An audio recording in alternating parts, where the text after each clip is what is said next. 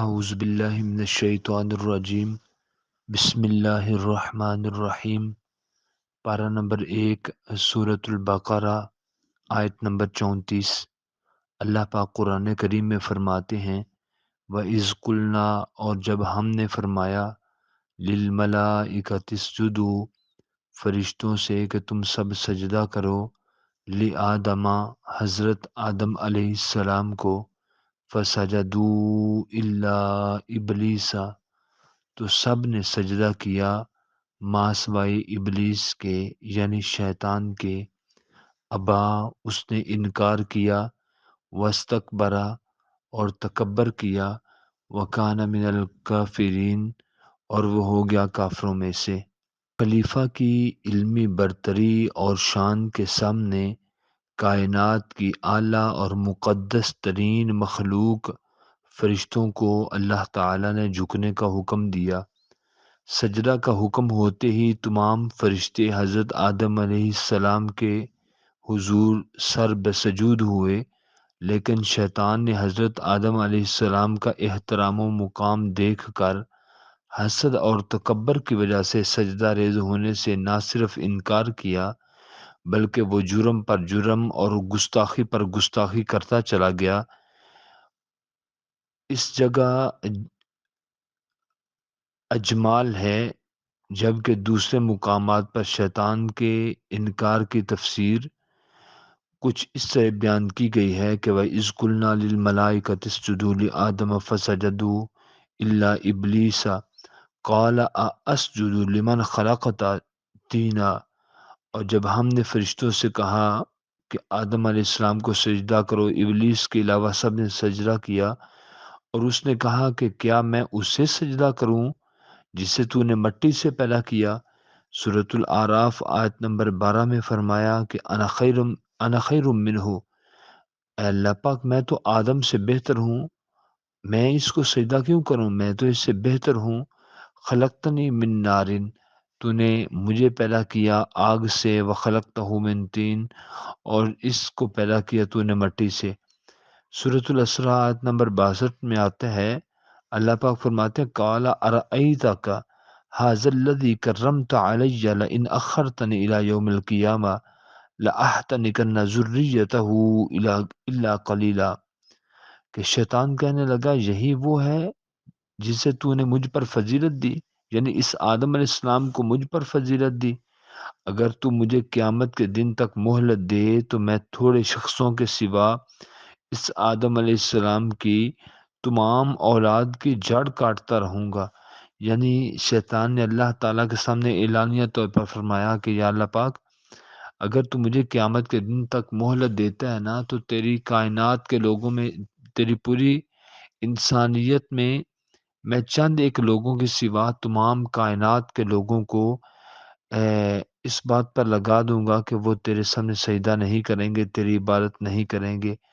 کالا، اللہ تعالیٰ نے فرمایا فَبِعِزَّتِكَ لَأُغْوِيَنَّهُمْ، شیطان نے کہا سورۃ سعاد آیت نمبر 82، کالا فَبِعِزَّتِكَ لَأُغْوِيَنَّهُمْ اجمعین، کہنے لگا تیری عزت کی قسم میں ان سب کو بہکا دوں گا۔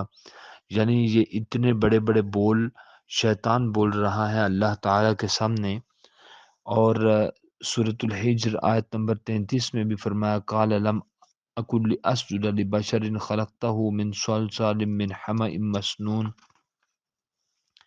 شیطان نے کہا میں ایسا نہیں کہ انسان کو سجدہ کروں جسے تو نے کالی اور سڑی ہوئی کھنکھناتی مٹی سے پیدا کیا ہے۔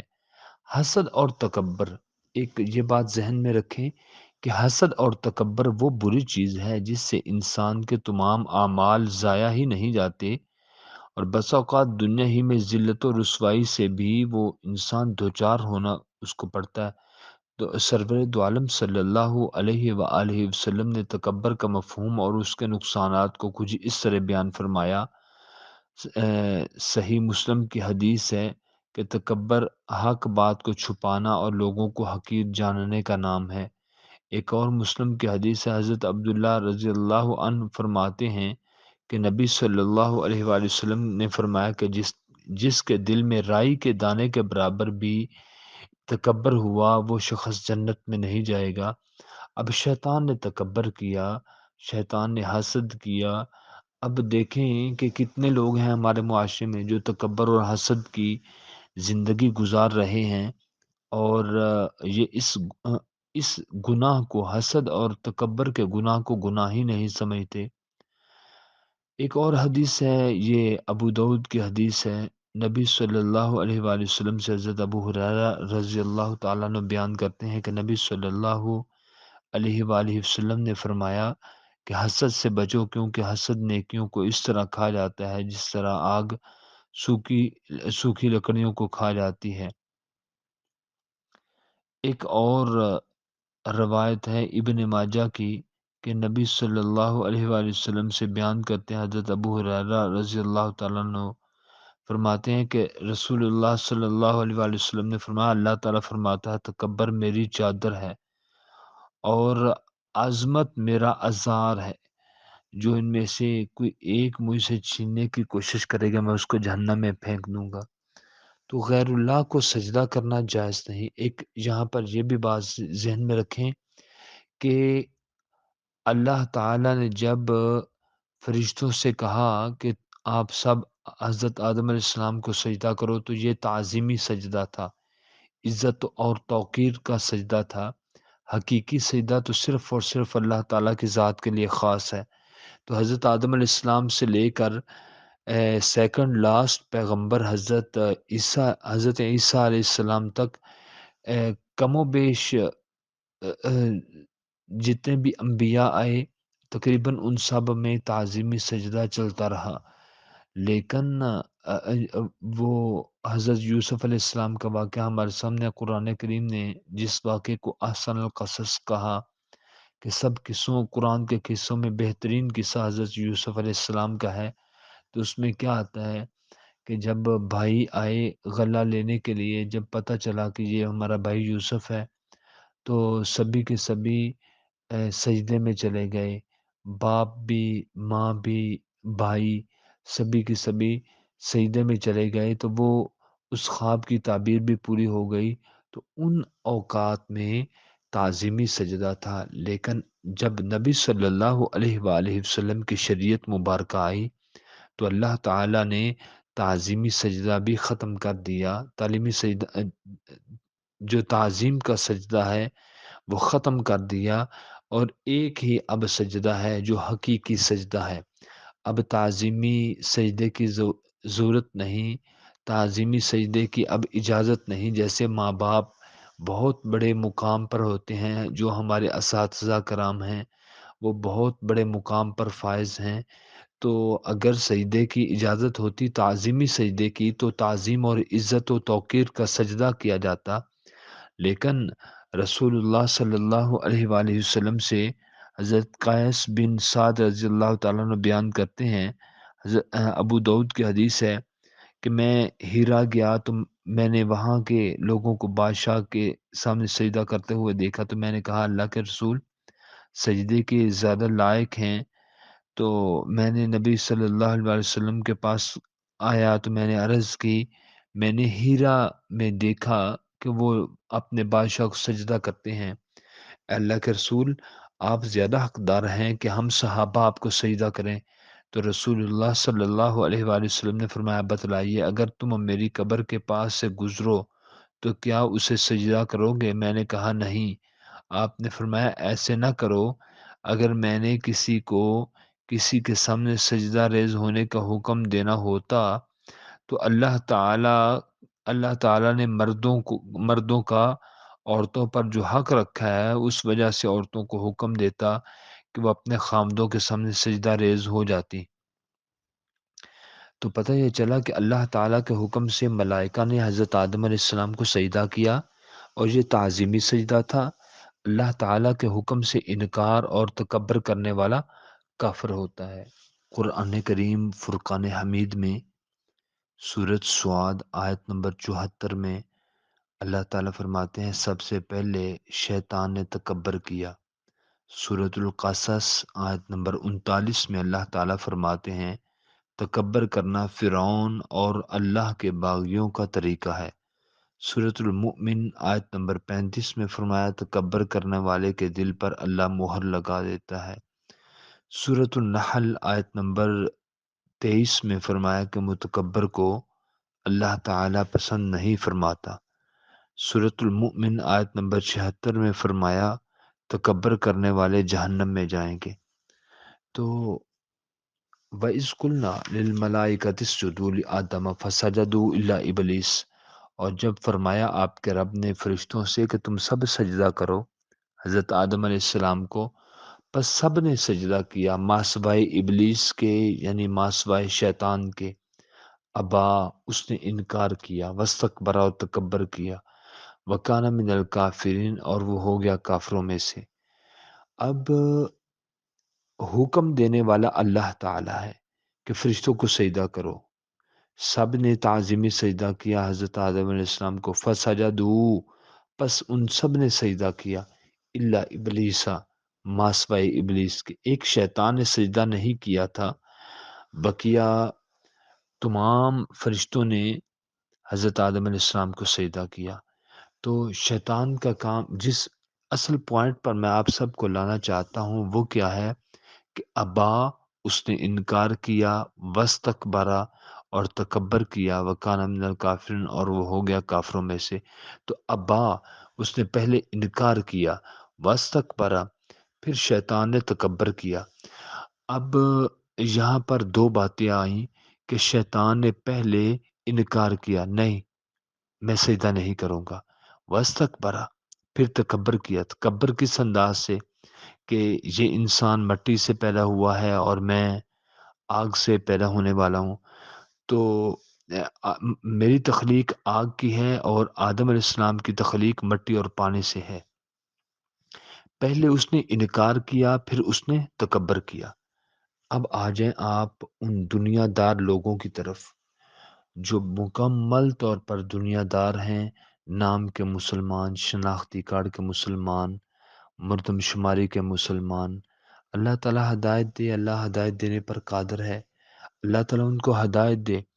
لیکن قرآن کریم کا ایک مقام کبھی نہ بھولیں۔ قرآن کریم میں اللہ پاک فرماتے ہیں جیسے یہ شیطان کی بری صفت ہے نا، ابا، اس نے انکار کیا، واستکبر، اور پھر اس نے تکبر کیا۔ اب انسان بھی ہیں جو دنیا میں واللہ منہ پھیر لیتے ہیں، مستکبرن، پھر تکبر کرتے ہیں۔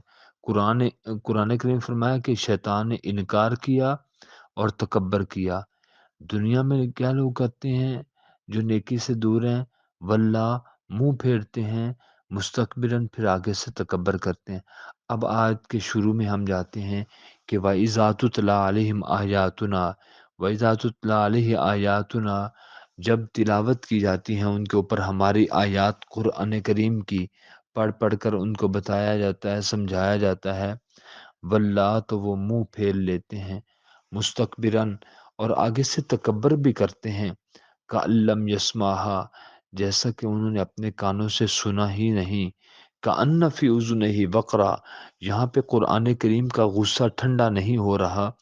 قرآن کریم نے پھر آگے فرمایا کَأَنَّ فِي أُذُنَيْهِ وَقْرًا، جیسے ان کے کانوں کے اوپر ڈاٹ ملے ہوئے ہیں، جیسے بوتل کے اوپر ڈھکن بند ہو جائے تو وہ سال ہا سال پانی میں بھی پڑی رہے تو اس کے اندر ایک قطرہ بھی پانی کا شامل داخل نہیں ہو سکتا۔ ایسے اللہ پاک فرماتے ہیں وَإِذَا تُتْلَىٰ عَلَيْهِ آيَاتُنَا وَلَّىٰ مُسْتَكْبِرًا، کئی لوگ دنیا میں ایسے ہیں کہ ان کے اوپر ہماری آیتیں پڑھ کر تلاوت کی جائیں، سنائی جائیں، سمجھایا جائے تو سب سے پہلے کیا کرتے ہیں؟ واللہ، منہ پھیر لیتے ہیں۔ اب شیطان نے کیا کیا؟ ابا، اس نے انکار کیا، واستکبر، اور اس نے تکبر کیا۔ یہاں پر جو دنیا دار بندے ہیں وہ کیا کرتے ہیں؟ واللہ، منہ پھیر لیا، مستکبرن، پھر آگے سے تکبر کیا۔ یعنی جو شیطان کی بری صفات ہیں، وہ جو شیطان کے گندے جراثیم ہیں، وہ کئی لوگوں کے اندر، کئی کافروں کے اندر، اور کئی بس لوگوں کو اللہ تعالیٰ ہدایت دے، کئی لوگوں کے اندر وہی باتیں ہیں جو شیطان نے کی تھیں، کیونکہ قرآن کریم کی ان آیتوں کے درمیان ربط ہے، کوارڈینیشن ہے، ملتے جلتے الفاظ ہیں کہ جیسے ابلیس نے انکار کیا اور تکبر کیا۔ ایسے جب اللہ کی آیتیں پڑھ پڑھ کر تلاوت کی جاتی ہیں، لوگوں کو سمجھایا جاتا ہے، تو کئی لوگ ہیں سب سے پہلے منہ پھیرتے ہیں، واللہ منہ پھیرتے ہیں مستکبرن، پھر آگے سے تکبر کے بول بولتے ہیں، تکبر کرتے ہیں۔ قرآن کریم فرمایا کالم یسمعها، تکبر بھی ایسا کہ جیسے کہ انہوں نے سنا ہی نہیں، ایک کان سے سنا دوسرے سے نکال دیا، سنی انسنی کر دی، سن لیا مرضی اپنی کر لی، کأن فی اذنیہ وقرا، جیسے ان کے کانوں کے اوپر ڈانٹ ملے ہوئے ہیں، ڈھکن ملے ہوئے ہیں۔ فبشر بعذاب علیم، ان کو دردناک عذاب کی خوشخبری دے دیجئے۔ تو آج وقت کی ضرورت ہے کہ ہم سب اس دنیا فانی کو چھوڑنے سے پہلے ہم اللہ کی آیتوں کا انکار کرنے کے بجائے اقرار کرنے والے بن جائیں۔ اللہ کی زمین پر ہم تکبر کے ساتھ چلنے کی بجائے ہم عاجز بندے بن جائیں۔ آج کتنے ہی احمق لوگ ہیں، اللہ ان کو ہدایت دے، انہوں نے 3 اسٹار ہوٹل بنا لیا، 4 اسٹار ہوٹل بنا لیا، 5 اسٹار ہوٹل بنا لیا، 7 اسٹار ہوٹل بنا دیا، اوپر لکھ دیتے ہیں یہ ہماری فخر یا پیشکش ہے۔ کبھی آج تک کبھی کسی نے لکھا کہ یہ ہماری عاجزانہ پیشکش ہے؟ اللہ کے بندے تو عاجز ہوتے ہیں، ان کے اندر تو فخر نہیں آتا۔ تو لوگ لکھتے ہیں یہ ہوٹل بنا لیا یہ ہماری فخریہ پیشکش۔ تو نبی صلی اللہ علیہ وسلم نے تو پوری زندگی فخر نہیں کیا، آج امت کے لوگ فخر کر رہے ہیں۔ تو نبی صلی اللہ علیہ وسلم کی وہ حدیث مبارکہ ہے، قیامت کے دن کی بہت لمبی حدیث ہے، اس میں آپ صلی اللہ علیہ وسلم نے فرمایا کہ قیامت والے دن میرے ہاتھ میں حمد کا جھنڈا ہوگا، کوئی فخر نہیں، میں ساری کائنات سے پہلے اٹھ کر زمین سے کھڑا ہوں گا، اس میں کوئی فخر نہیں، اور امتیں میرے پاس سفارش کے لیے آئیں گی، اس میں کوئی فخر نہیں۔ ہمارے پیغمبر صلی اللہ علیہ وسلم تو فرما رہے ہیں کہ فخر نہیں کرتا، میں فخر نہیں کرتا، میں فخر نہیں کرتا۔ یہاں امت کا کیا حال ہے؟ ہوٹل بنا دیا چند ٹکوں کا، تو اوپر لکھ دیا فخریہ پیشکش، تو گاڑیوں کا شو روم ہے تو اوپر لکھ دیا فخریہ پیشکش۔ تو امت میں یہ جو فخر ہے، تکبر ہے، منہ پھیرنا ہے، انکار ہے، تو ہٹ درمی ہے، تعصب ہے، گناہ پہ قائم رہنا ہے، یہی تو چیزیں ہیں جو انسان کی زندگی اور انسان کے اعمال کو مکمل طور پر برباد کرتے ہیں۔ تو آج وقت کی ضرورت ہے کہ ہم سب نے انکار کے بجائے اقرار کرنا ہے، اللہ کی آیتوں کا اقرار کرنا ہے، تکبر کی بجائے ہم نے عاجز بن کر رہنا ہے۔ اللہ تعالی ہمیں ان نیک کاموں کی توفیق عطا فرمائے۔ اللہ تعالی ہمیں کما ہو دین اسلام کی نئی سچائیوں پر عمل پیرا ہونے کی توفیق عطا فرمائے۔ آمین۔ السلام علیکم ورحمۃ اللہ وبرکاتہ۔